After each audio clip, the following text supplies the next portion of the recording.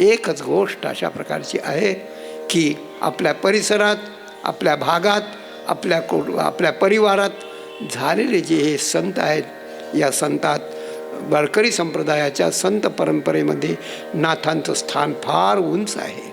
नाथही जशी दत्त माऊली त्यांची आहे तशी नाथ ही आपली माऊली आहे, अशी गोष्ट आहे.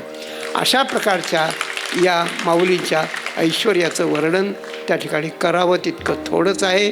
हा गोसावी परिवार, आदरणीय योगीराज महाराज आणि आपण सगळे श्रोतृवृंद आपण केलेला हा सोहळा अत्यंत स्तुत्य आहे.